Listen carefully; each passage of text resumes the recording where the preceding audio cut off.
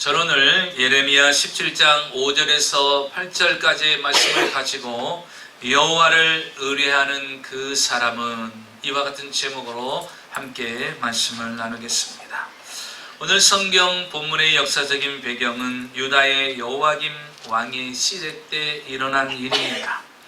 당시 강대국인 바벨론이 이제 유다를 침공하려는 계획을 가지고 있습니다.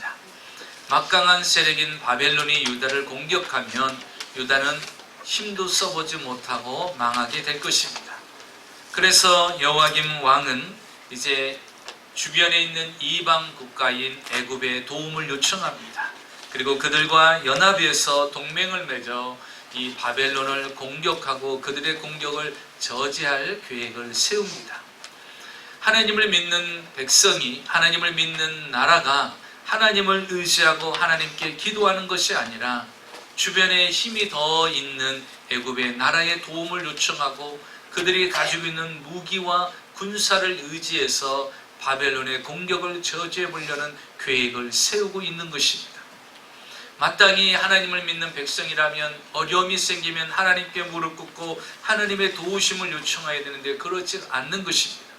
그래서 그때 당시 선지자였던 예레미야가 왕에게 가서 이렇게 이야기합니다. 어떻게 하나님을 의지하지 아니하고 사람의 힘을 의지하려 합니까? 하나님이 기뻐하지 않는 것입니다라고 단호하게 그에게 책망의 메시지를 전합니다. 그럼에도 불구하고 주변에 하나님을 떠난 사람, 하나님을 의지 않는 백성들, 또 왕부터 시작해서 모든 사람들이 예레미야를 조롱하고 멸시를 하게 됩니다. 그럼에도 불구하고 예레미야는 계속해서 하나님을 의지할 것을 선포하고 다닙니다. 오늘 성경에 하나님께서 예레미야를 통해서 주시는 위로의 메시지가 전해지고 있습니다. 주님께서 말씀하시기를 여호와에게서 마음을 떠난 사람이 되지 말고 여호와를 의지하고 여호와를 의뢰하는 사람이 되라고 말씀하십니다. 그의 마음이 여호와에게서 떠난 사람은 성경은 저주를 받을 것이고 하나님을 의지하고 의뢰하는 자는 복을 주실 거라고 말씀하시는데요. 오늘 성경 본문에는요, 우리 주님께서 두 종류의 인생에 대해서 이야기를 하고 있어요. 한 종류의 인생은요, 저주받을 인생이고 또 한 종류의 인생은 복을 받을 인생이라는 것입니다. 여러분 어떤 인생을 살고 싶습니까? 저주받을 인생을 살고 싶습니까? 아니면 복을 받을 인생을 살고 싶습니까? 오늘 성경의 5절에 보니까 그 사람은 저주를 받을 것이라. 성경 7절에 보니까 그 사람은 복을 받을 것이라. 이렇게 기록하고 있습니다. 자세히 주의해서 읽어보면 저주를 받은 인생이 아니라 저주를 받을 인생이라는 것입니다. 이 말은 무슨 뜻을 가지고 있습니까? 그 사람의 신앙의 결단과 선택에 의해서 저주받을 인생으로 살아갈 수가 있을 것이고 복받을 인생으로 살아갈 수 있게 된다는 것입니다. 그래서 우리는 어떤 신앙의 결단과 선택을 하느냐에 따라서 우리의 삶은 두 갈래로 갈라집니다. 어떤 사람은 저주의 길을 걷는 사람이 있고 어떤 사람은 복받는 길로 갈 수가 있게 된다는 것입니다. 그러면 여러분은 어떤 길을 선택하겠습니까? 오늘 성경에 우리에게 보여주는 두 가지의 길, 그 길의 결과는 어떻게 다르는가? 오늘 성경을 통해서 함께 말씀의 은혜를 나누고자 하는 것입니다. 첫째로 보니까 사람을 믿고 의지하는 사람이 등장합니다. 5절의 말씀을 보니까 여호와께서 이같이 말씀하시니라. 무릇 사람을 믿으며 육신으로 그 힘을 삼고 마음이 여호와에게서 떠난 그 사람은 저주를 받을 것이니라. 하나님의 저주를 받는 인생이 있다라고 이야기합니다. 그 저주를 받는 인생이 어떤 사람이냐? 사람을 믿는 사람이라는 것이죠. 여러분 사람을 믿는 거 하나님이 기뻐하지 않는다라는 것입니다. 사람을 믿는다라는 것은 무엇입니까? 그 사람이 나의 문제를 해결해 줄 수 있다라고 믿는 것입니다. 그 사람이 세상에 어떤 것보다도 힘이 있다라고 믿는 것입니다. 그래서 사람들은요, 세상을 살아가면서 인맥을 중요시합니다. 내가 어떤 유능한 사람, 어떤 위대한 사람, 어떤 높은 직위에 있는 사람을 아느냐에 따라서 그것이 인생의 백이 되고 인생의 줄이 될 수 있다는 것이. 그래서 내가 얼마만큼 아는 사람이 있다, 내가 얼마만큼 높은 직에 있는 사람을 알고 있다는 것을 사람들은요 자랑삼아 이야기를 합니다. 왜 그럴까요? 그 사람은 오늘 성경의 말씀처럼 사람을 믿는 사람이기 때문인 것입니다. 그런데 여러분, 그 사람이 사라지면 무엇을 믿겠습니까? 그 사람이 여러분에게 도움을 주지 않으면 무엇으로 힘을 얻을 수 있겠습니까? 또 한 사람이 있습니다. 육신으로 자기 힘을 삼는 사람이 있어요. 육신으로 자기 힘을 삼는 사람은 어떤 사람입니까? 그래서 사람들이요 더 많이 배우려고 합니다. 더 많은 학위를 소유하려고 합니다. 더 많은 물질을 소유하려고 합니다. 그래서 더 좋은 집을 살려고 해요. 더 큰 집에서 살려고 합니다. 더 좋고 더 비싼 차를 살려고 합니다. 그리고 더 많이 배워서 더 많은 학위를 소유하려고 합니다. 더 많은 물질을 쌓아두려고 합니다. 건강해서 운동을 하고 건강해서 더 많은 건강을 사람들한테 보여주려고 합니다. 그 이유가 무엇입니까? 육신으로 자기 힘을 삼는 사람은 바로 외적인 데 치중을 하게 되는 것입니다. 사람들이 볼 때 내가 좋은 집에 사면 사람들이 나를 무시하지 않겠지. 내가 비싸고 좋은 차를 타면 누가 나를 무시하지 않겠지. 내가 많은 물질을 가지고 있으면 누가 나를 무시하지 않겠지. 내가 더 많이 배우면 누가 나를 무시하지 않겠지. 내가 건강하면 누가 나를 무시하지 않겠지. 육신으로 힘을 쌓는 사람들은요 보여주기 위한 힘인 것입니다. 그 보여주는 것 위해서 사람들이 나를 감히 무시하지 못하게끔 만들려고 하는 것입니다. 여러분, 그거 얼마나 가겠습니까? 그게 여러분 얼마만큼 여러분을 지켜줄 거라고 생각합니까? 그런데 사람들은요 육신으로 자기 힘을 삼는 어리석은 사람이 있어요. 그래서 성경에도 시편의 146편 3절에 이렇게 말씀하십니다. 귀인들을 의지하지 말며 도움이 없는 인생도 의지하지 말지니라. 높은 사람도 의지하지 말라는 거예요. 방백들도 귀인들도 의지하지 말라는 것이, 도움이 없는 인생들을 의지하지 말라는 것입니다. 그런데 사람들은요 도움이 없는 인생을 의지합니다. 주변에 있는 모든 배경들이 자기에게 힘이 될 거라고 생각해서 육신으로 힘을 삼으려고 합니다. 보여지는 것, 나타내는 것이 힘이 다하다라고 생각해서 거기에 초점을 맞춥니다. 왜 사람들이 그렇게 살까요? 성경에 보니까 주님께서는요 이렇게 5절 하반절에 그 이유를 말하고 있습니다. 마음이 여호와께서 떠났기 때문이라는 것입니다. 마음이 여호와께서 떠났으니까 의지할 대상이 없는 거예요. 의지할 대상이 없으니까 누구를 의지합니까? 더 힘 있는 사람을 의지하는 거예요. 더 높은 사람을 의지하는 거예요. 더 배운 사람을 의지하는 거예요. 더 많이 가진 사람을 의지하게 되는 거예요. 더 높은 위치에 있는 사람을 의지하게 되는 것입니다. 그 마음에 자기를 도울 여호와 하나님이 안 계시니까 그런 것입니다. 여호와 하나님 앞에서 마음이 떠난 사람은요 육신의 힘으로 자꾸 소유하려고 합니다. 하나님이 도우지 않으니까 그 인생은요 스스로 힘을 키울 수밖에 없는 거예요. 스스로 힘을 키우기 위해서 노력을 하는 것입니다.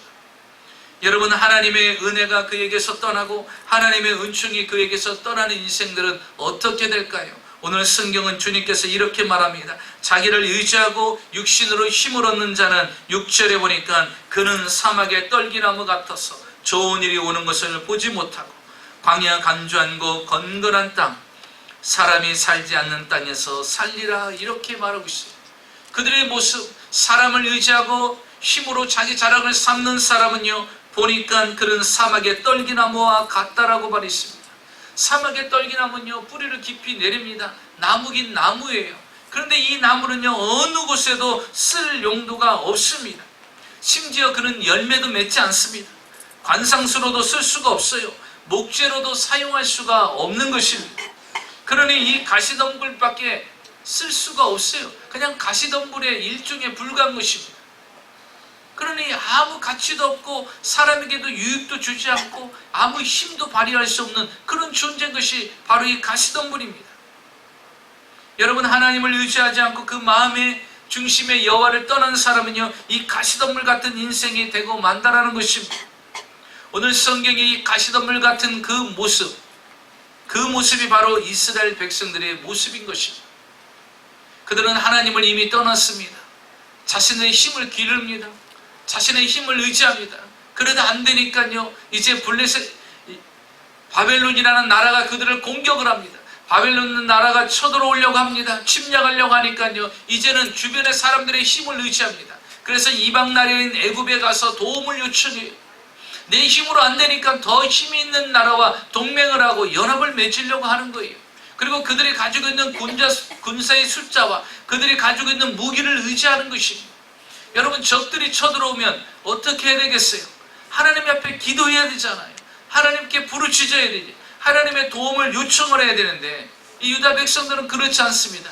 이유가 무엇일까요? 그들이 이미 하나님을 떠나서 바알과 아세라 신을 섬기고 있기 때문에 그들은 우상에게 절하고 우상의 도움을 요청하는 것이에요. 이미 그들의 마음속에서는요, 하나님을 멀리 떠났어요. 여러분, 하나님을 떠난 사람은요, 의지할 대상이 없는 거예요. 그러니까 더 힘 있는 사람을 의지하게 되는 거예요. 더 힘 있는 주변 나라를 의지하게 되는 것이에요. 아니면 스스로 힘을 키우는 방법밖에 없어요. 스스로 소유한 것이 많은 것밖에 없는 것입니다. 그렇게 살아갈 수밖에 없어요. 여러분, 결국은 어떻게 됐습니까? 그들은 막강한 바벨론에 의해서 586년에 멸망을 당하고 맙니다. 그리고 그들은 포로로 끌려가서 70년 동안 포로 생활을 살아가고 말게 되는 것입니다.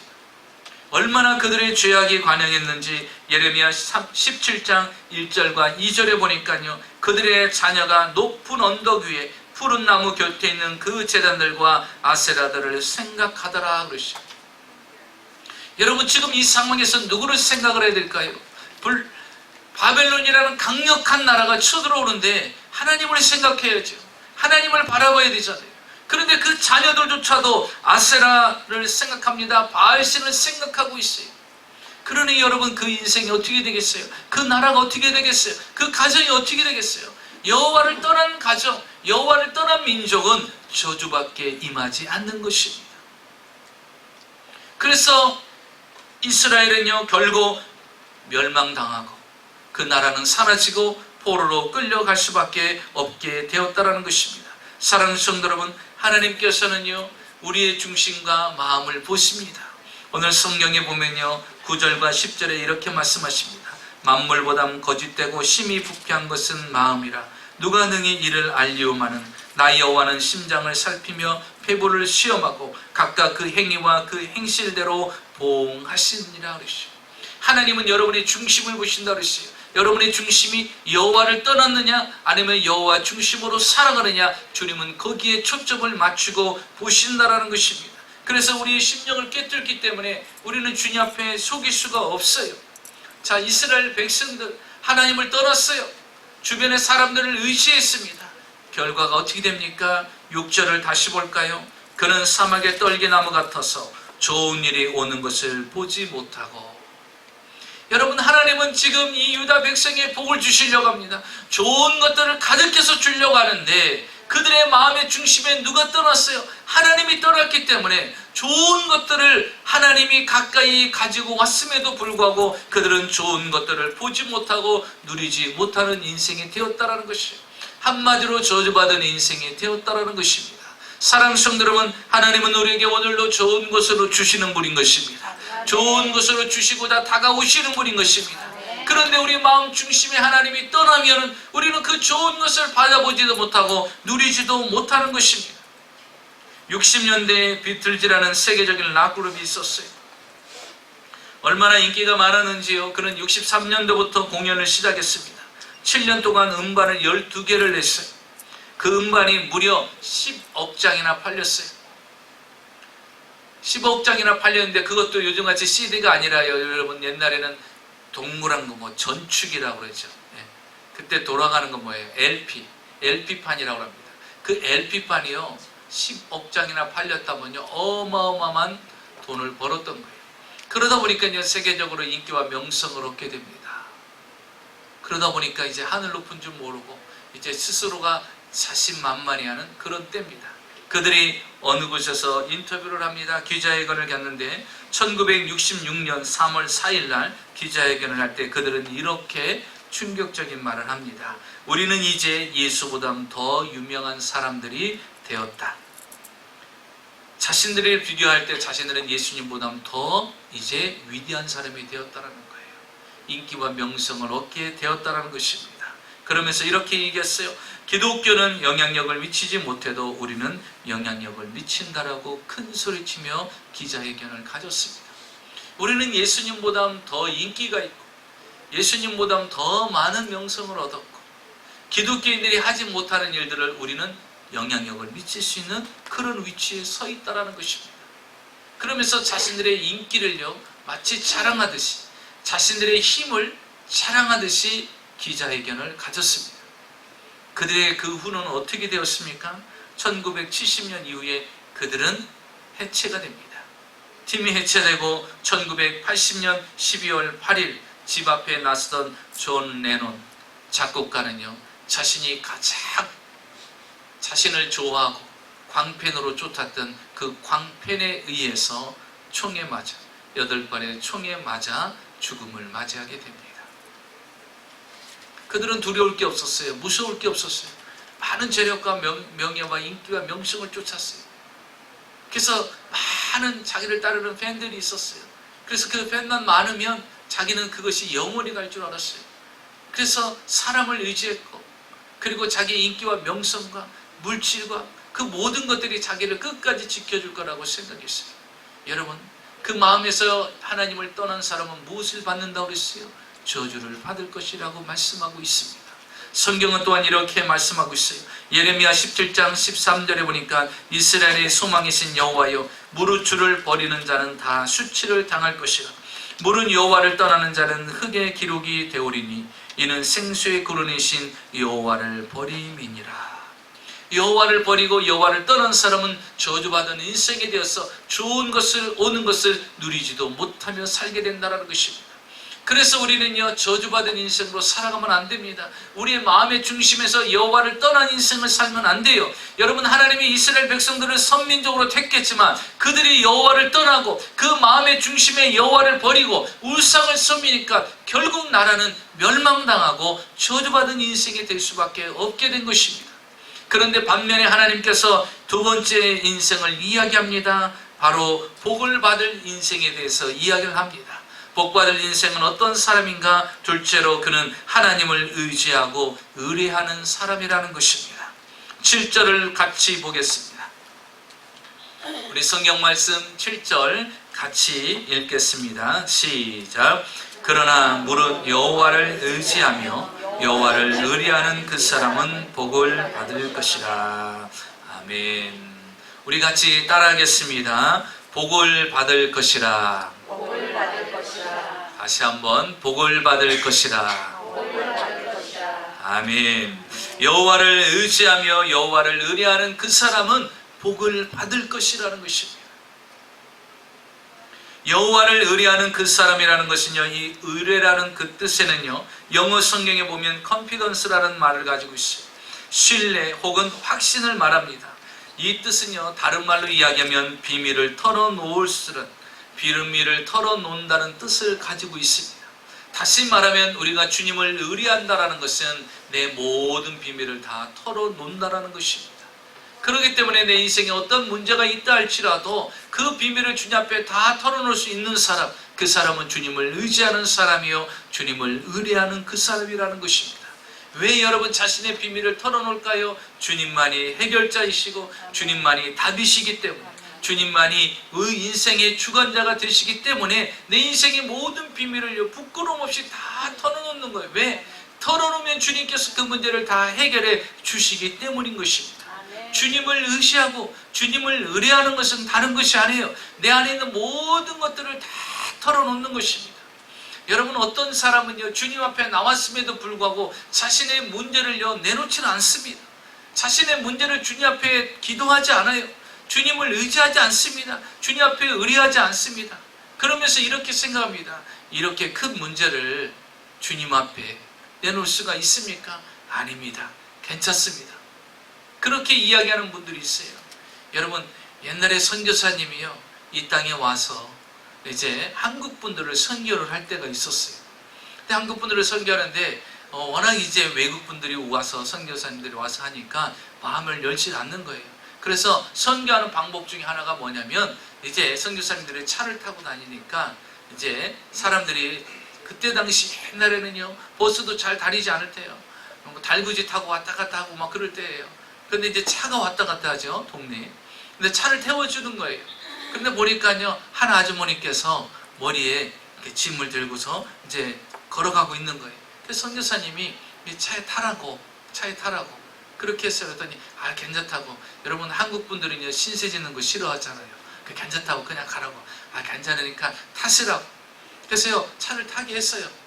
그랬더니요, 이 아주머니께서 차를 탔는데 머리에 이었던 이 짐을 옆에다 내려놓고 좀 편안히 가면 되는데요, 계속 짐을 이고 가는 거예요. 그래서 선교사님이 계속 가는데 덜컹덜컹하고 차가 좌측으로 가고 우측으로 가는데 이분은요, 뒤에서 옆으로 차가 왼쪽으로 쏠리면 아이고 하고 쏠리고, 오른쪽으로 하면 또 아이고 그렇게 쏠리는 거예요. 그래서 선교사님이 이렇게 거울로 보니까요, 아니 왜 짐을 저기다 메고, 그래서 저기 짐을 옆에다 내려놓으시라고. 괜찮다고 그냥 신경 쓰지 마시고 그냥 가시라고 그러는 거예요. 그러면 조금 힘들면 내려놓으시겠지, 왜 뭐 얼마나 귀중한 게 있어서 그러나 하고 이제 선교사님은 또 계속 운전합니다. 근데 옛날에는 비포장도로니까요, 얼마나 울퉁불퉁합니까? 차가 가는데 울퉁불퉁하고 막 좌측으로 쏠리고 우측으로 쏠리니까요, 이분은 계속 짐을 잡고서요, 아이고 하면서 계속 흔들리면서 가는 거예요. 그래서 안 되겠다 해서 선교사님이 차를 세워놓고요, 그거 내려놓으시라고, 걱정하지 말고 내려놓으시고 누구도 가져갈 사람 없으니까 내려놓으시라고. 그랬더니 이분이 하시는 말씀이 이렇게 말을 합니다. 괜찮습니다. 저 혼자 신세 지는 것도 미안한데 어떻게 짐까지 신세를 지냐고. 이거는 그냥 제가 메고 가겠습니다. 신경 쓰지 마시고 계속 가세요. 그러더니요, 도착할 때까지 내려놓지 않더라는 거예요. 여러분, 오늘도 주님 앞에 나오시면서 주님 괜찮아요. 이건 내가 지고 가겠습니다. 이건 내 업보입니다. 이건 내 가정의 업보니까 그냥 두세요. 괜찮습니다. 그냥 주님 가세요. 저는 그냥 이고 따라가겠습니다. 여러분, 마태복음 11장 28절의 말씀 무엇이죠? 수고하고 무거운 짐자들아 다 내게로 오라. 내가 너희를 쉬게 하리라 그랬어요. 주님께서 주님 앞에 왔는데도 그 짐을 가요. 여러분, 분명히 오늘 예배 중에서 한 분 그럴 분이 있어요. 다 설교 다 끝나면요, 오기 전에는 주님 이것도 해결해 주시고 짐을 다 풀어놨어. 다 푸는더니 끝나고 축도 끝나고 나니까요, 다시 짐을 싸. 왜? 다음 주에 와서 풀어놓으려고. 다시 또 짐을 싸갖고 또 가지고 가는 사람이 있어요. 여러분, 풀어놨으면 이제 주님께 놓고 가는 거예요. 그냥 놓고 가는 거예요. 여러분, 여기다 두세요. 여기다 두시고 주님 앞에 내려놓고 가세요. 왜 또 다시 짐을 싸갖고 집에 가갖고서요, 또 일주일 내내 한숨 쉬고 걱정하고 근심하다가 또 오는 거예요. 올 땐 좀 가벼워. 그래도 풀어놓을 때가 잠깐 있으니까. 여러분, 주님 앞에 잠깐 1시간 풀어놓고 그냥 또 싸가지고 가시면 안 됩니다. 여러분, 주님을 의지하고 의리한다는 것은 뭐냐? 내 모든 것을 다 내려놓을 수 있어요. 다 모든 수업을 다 주님 앞에 드릴 수 있어야 되는 것입니다. 그러면요, 그 사람은 주님이 뭐라고 말씀하시죠? 복을 받게 해주신다는 것입니다. 그럼 어떤 복을 임할까요? 첫째로 보니까 그 뿌리가 강변에 뻗치게 된다는 것입니다. 8절을 보겠습니다. 그는 물가에 심어진 나무가 그 뿌리를 강변에 뻗치고, 이렇게 말합니다. 하나님을 의지하고 의리하는 자는 어떤 사람이냐? 그는 물가에 심어진 나무. 여러분, 일단 이게 은혜스럽지 않습니까? 하나님을 의지하고 의리하는 사람은요, 물가에 심겨진 나무가 된 거예요. 여러분, 물가에 심겨진 나무라는 것은 무엇입니까? 하나님께 보장받는 인생이 된다라는 거예요. 하나님께 보장받는 인생이에요. 그러면서 말합니다. 그 뿌리를 강변에 뻗치고 그랬어요. 그 뿌리가 강변에 뻗치는 인생이 되었다는 것입니다. 여러분, 우리가 이 세상을 살아가면서 많은 일들이 생길 수가 있어요. 그런데 그 상황과 환경이 중요한 것이 아니라 중요한 것은 우리의 뿌리가 어디와 연결되어 있는가를 봐야 돼요. 여러분, 여기 성경의 강변은 무엇을 의미합니까? 바로 무궁무진한 사원을 가지고 계신 전능하신 하나님을 이야기하는 것입니다. 여러분, 우리는요, 그 강변이신 하나님께 뿌리를 내려 있으면 문제가 되지 않는 걸 믿으시기 바랍니다. 그래서 우리는 강변이신 하나님께 뿌리를 깊게 내리는 거예요. 그래서 하나님의 복을 받는 인생은요, 하나님께 뿌리를 깊이 내리는 인생이라는 것입니다. 영국의 버킹엄 궁 뚫에 가면요, 포도나무가 하나 있다고 합니다. 오래전에 이제 이 영국에서 어느 해는요, 너무나 가뭄이 심해서 모든 나무들이 다 말라서 죽어가는 그런 위기가 있을 때가 있었답니다. 그런데 이 버킹엄 궁에 있는 이 포도나무는요, 마를 날이 없고 죽는 법이 없는 거예요. 그리고 그런 해는요, 더 포도송이를 맺는데 약 2,000송이의 포도송이가 맺더라는 거예요. 일반적으로 포도송이가 좋은 것은요, 1,500송이만 맺어도 아주 풍성하다라고 이야기를 합니다. 그런데 이 포도나무는요, 2,000송이씩 알으라는 거예요. 그래서 주변 사람들이 볼 때, 아니 다른 주변의 모든 나무들은 다 말라서 죽게 되는데 어떻게 이 나무는 그럴 수가 있는가? 그래서 조사에 들어가기 시작했답니다.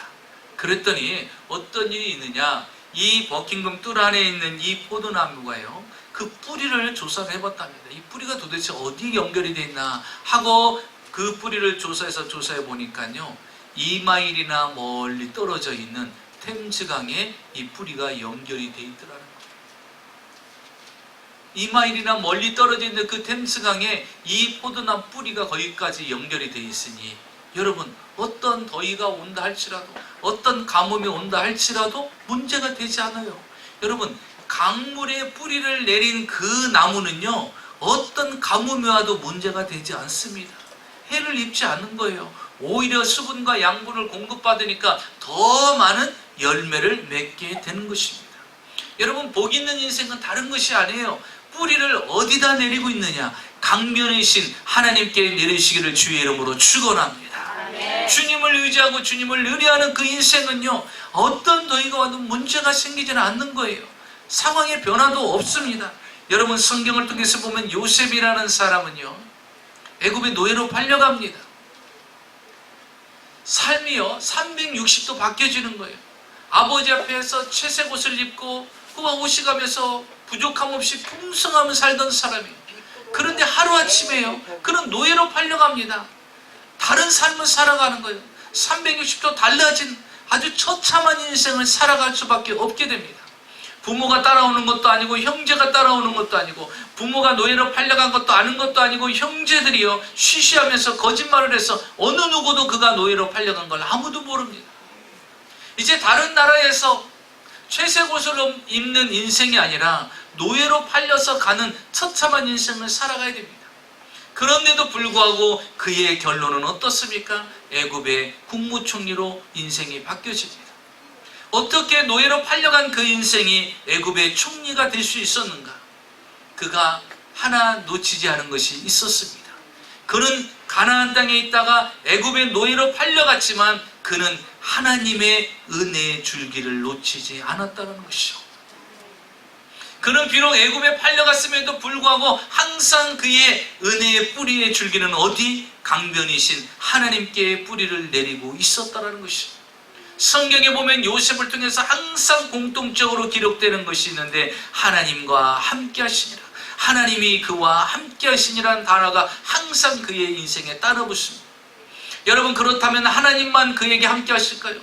여러분, 이렇게 이야기할 수 있어요. 하나님이 나와 함께하면 나는 물론 형통해지죠. 하나님이 나와 함께하면 저는 반드시 복을 받을 수가 있죠. 그렇게 이야기하는 사람이 있어요. 그런데 하나님만 그에게 함께한 것이 아니라 그도 하나님과 함께했다는 것이에요.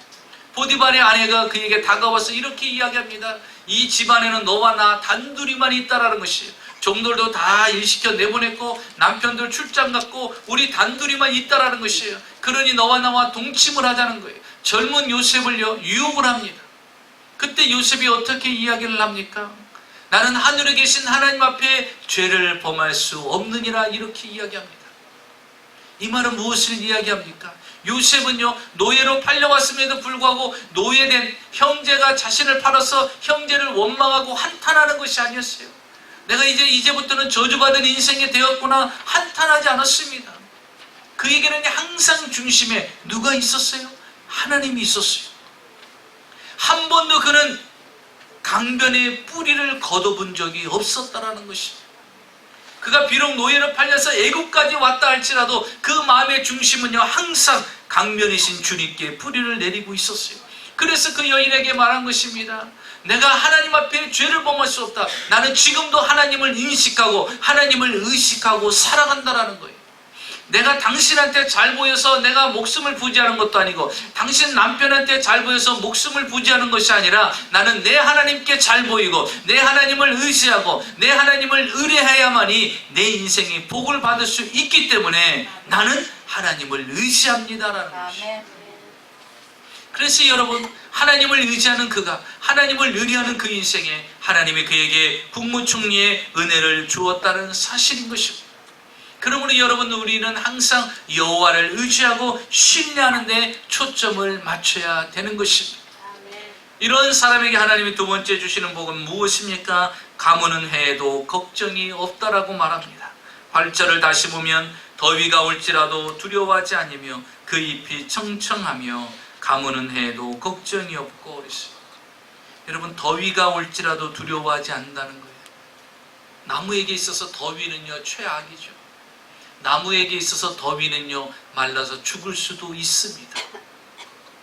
상황과 환경에 의해서, 날씨에 의해서 잘못하면 이 나무는 죽을 수도 있는 거예요. 그래서 두려움이 다가올 수가 있죠.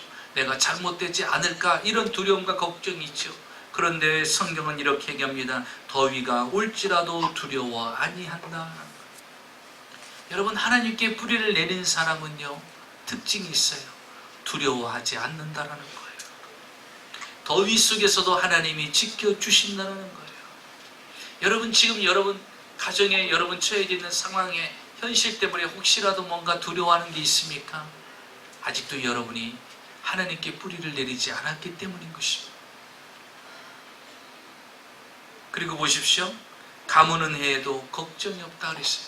가무는 해라는 것은 뭐예요? 그 해는 다 자연적으로 가물게 돼 있었다라는 거예요. 이미 예고돼 있는 거예요. 피할 수 없는 거예요. 그런데 가무는 해에도 걱정이 없다라는 것입니다. 왜 그럴까요? 뿌리를 어디에 내렸기 때문에? 강변에 내렸기 때문에 아무리 주변이 다 가문다 할지라도 하나님은 그에게 특별히 구별된 은혜를 주신다라는 것입니다. 그 구별된 은혜를 받은 사람이 누굽니까? 엘리야잖아요. 아하방 시대 때 우상으로 전 도시가 우상으로 가득 차 있을 때 하나님이 그 땅에 저주를 내리셨어요. 3년 반 동안 비를 한 방울도 내리지 않았어요. 이슬조차도 내리지 않게 만들어 주셨어요. 그때 여러분, 저주가 이스라엘 땅에 임했지만, 왕에게 임했지만 그 안에서 하나님을 믿는 사람도 그 고난을 같이 겪어야 돼요. 왜? 국가적으로 내린 재앙이기 때문에. 그런데 여러분, 그 국가적으로 내린 그 재앙 가운데도 하나님을 의지하고 의뢰하는 사람은 어떤 은혜를 받습니까? 하나님께서 엘리야에게 이렇게 말씀하시죠. 엘리야야, 너는 지금부터 그린 시냇가로 가라 그럽니다. 그린 시냇가로 가봤어요. 그랬더니 그곳에는요, 아주 시냇물이요, 콸콸콸콸 시원하게 흐르고 있는 거예요. 지금 이스라엘은 어떤 일이 일어나고 있죠? 가뭄으로 인해서 비가 한 방울도 내리지 않아요. 심지어 이슬조차도 내리지 않는 그때입니다. 그런데 하나님은요, 그 가뭄의 기간에도요, 그린 시냇가 쪽으로 인도하셔서 그 물을 마시게 해요. 그리고 아침 저녁으로 까마귀를 통해서 떡과 고기를 주면서 먹고 마시게 합니다. 그런데 그 가뭄이 얼마나 심했는지 그린 시냇가가 다 말라버렸어요. 그러자 주님께서 또 이렇게 말씀 임하십니다. 너는 사르밧으로 가라. 그 과부를 통해서 내가 너를 먹이게 했다라는 것이죠. 그래서 그곳에 갔어요. 그곳에 갔더니 누구를 만났어요? 과부를 만났어요. 그런데 그 과부가요, 떡을 만들어서, 빵을 만들어서 엘리야에게 갖다 줍니다. 하나님이 그 과부의 믿음을 보시고 축복해 주시는데, 통에 밀가루가 떨어지지 않냐고 병에 기름이 떨어지지 않는데 어느 때까지 떨어지지 않았다고 그랬어요? 가뭄이 끝날 때까지 떨어지지 아니하였다고 그랬어요. 그래서 여러분, 하나님을 의지하고 의뢰하는 사람은요, 가뭄이 와도 문제가 되지 않는 거예요. 그래서 여러분, 나라에 어떤 변화가 일어나고 나라가 어떤 위기와 어려움이 있다 할지라도 여러분, 하나님을 의지하고 의뢰하는 자는요, 특별히 구별된 은혜를 입게 되는 걸 믿으시기 바랍니다. 경제적인 불황 속에서도 하나님을 의지하고 의뢰하는 사람은 특별한 은혜를 입게 된다는 사실을 기억하십시오. 오늘 성경은 분명히 말하잖아요. 더위가 올지라도 그는 두려워하지 않는다는 것이에요. 가무는 일이 있다 할지라도 결단코 그는 걱정하지 않게 된다는 것입니다. 제가 처음 교회를 시작했을 때 한 집사님은 일본에 가서 막일을 하셨어요. 일본말로 노가다라고 그랬죠. 노동일을 했어요. 노동일을 해갖고서 이제 돈을 조금 모아가지고 이제 한국으로 오려고 하는데, 그때 당시는 이제 환율이, 일본이 돈이 더 비쌌으니까 이제 그곳에서 일을 마치고 돈이 어느 정도 모여져서 내가 한국에 가서 무엇을 할까 이렇게 생각하다가 이제 요리를 배우기 시작한 거예요. 요리를 배웠는데 무슨 요리를 배웠냐면 스키야키라는 그런 전골 요리를, 일본 전골 요리를 배우기 시작한 겁니다. 그래서 전골 요리인 스키야키를 열심히 배워가지고서 이제 한국에 돌아왔어요. 돌아와서 이제 그가 하나님을 영접하고 이제 저한테 와서, 목사님 제가 가게를 오픈하려고 합니다. 그래서 기도해 주세요. 그러는 거예요. 그래서 어디 장소 지금 물색하고 있느냐 하니까 어디 곳에 이렇게 싸고 좋은 데가 한 군데가 나왔는데 오셔서 좀 기도 좀 해주세요. 그래서 이제 가서 예배를 드립니다.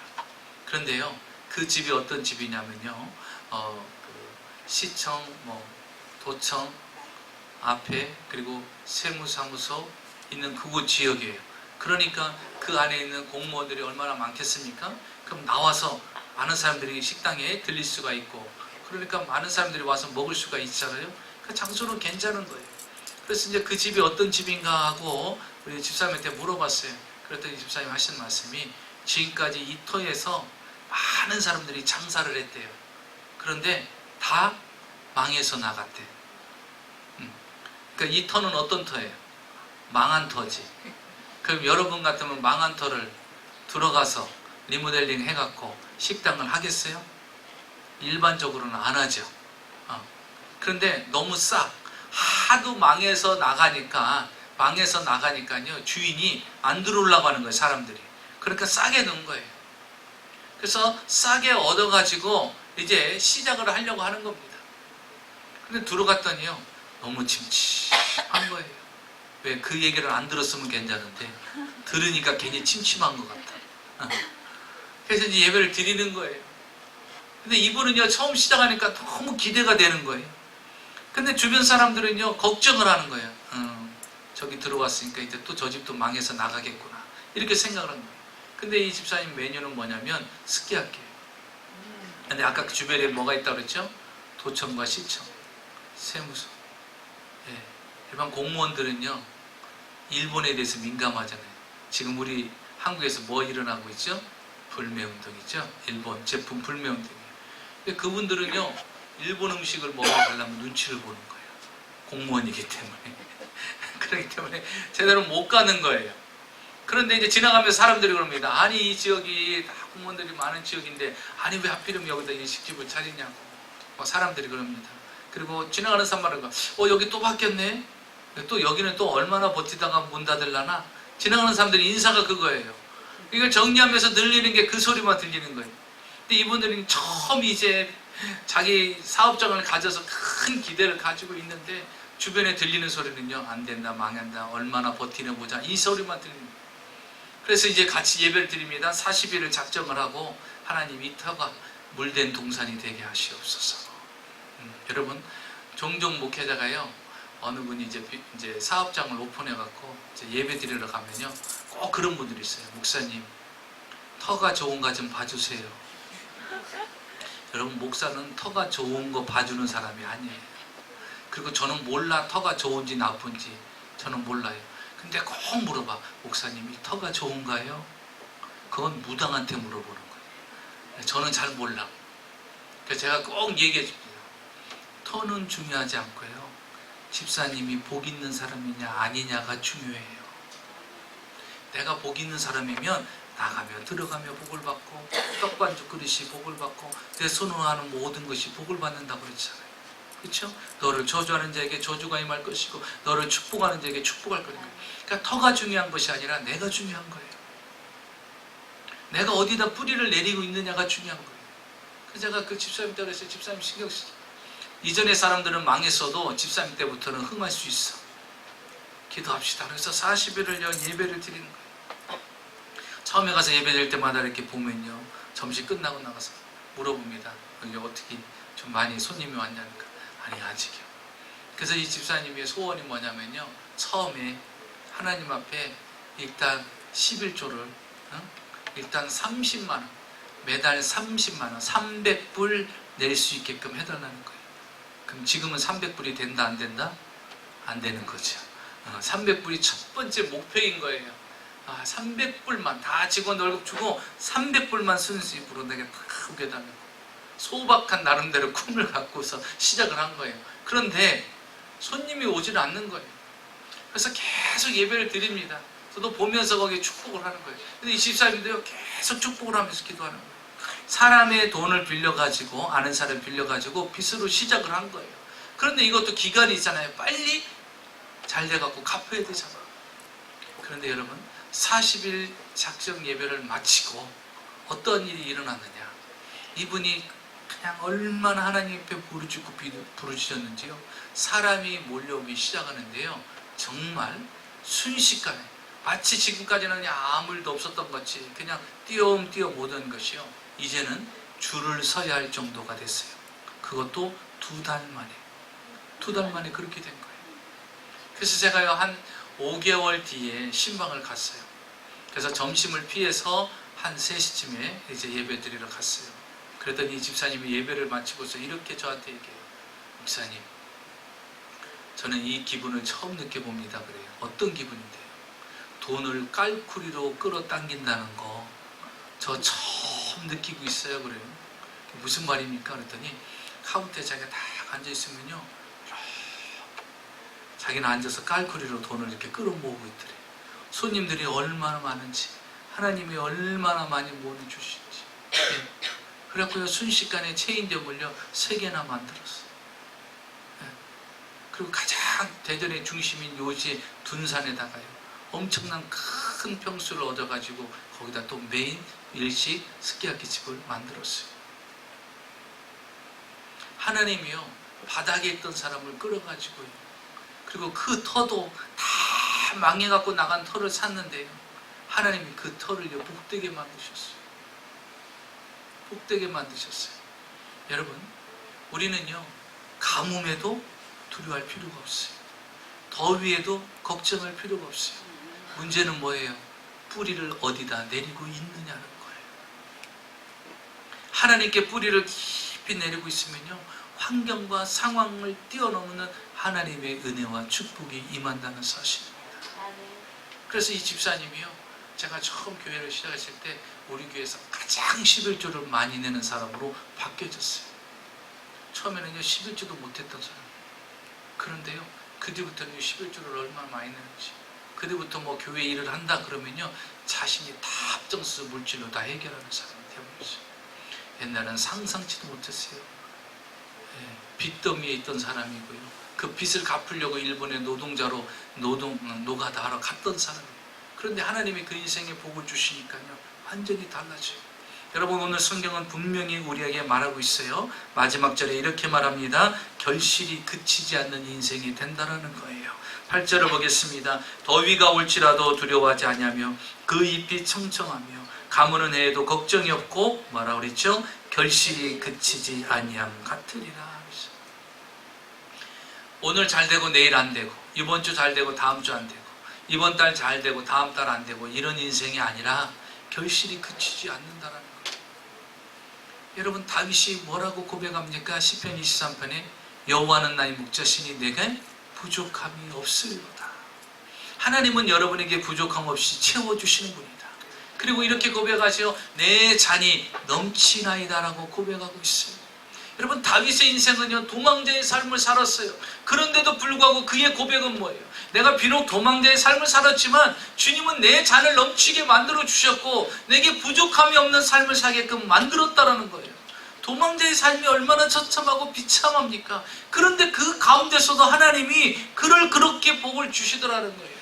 여러분, 뿌리를 강변에 깊이 내린 사람은요, 결실이 그치지 않고, 여러분, 사시사철 항상 열매가 이루어지는 걸 믿으시기 바랍니다. 아멘. 그 다윗이 이렇게 얘기했어요. 시편 1편에 보니까 복 있는 사람이 있더라는 거예요. 악인의 길을 따르지 아니하며 죄인의 길에 서지 아니하고 오만한 자리에 앉지 아니한다라는 것이에요. 하나님이 기뻐하지 않는 것은 하지 않는다는 거예요. 하나님이 기뻐하지 않는 길을 가지 않는다라는 거예요. 하나님이 원하는 삶을 살은다는 거예요. 하나님께 뿌리를 깊이 내려서 산다는 거예요. 사람을 의지하지 아니하고 자신의 힘을 의지하지 아니하고 하나님만을 온전히 의지하며 살아간다는 것이에요. 그런 인생은 어떻게 됩니까? 2절에 보니까 오직 여호와의 율법을 즐거워하여 그 율법을 주야로 묵상하는 자로다. 그는 시냇가에 심은 나무가 철을 따라 열매를 맺으며 그 잎사귀가 마르지 아니함 같으니 그가 하는 모든 일이 다 형통하리라.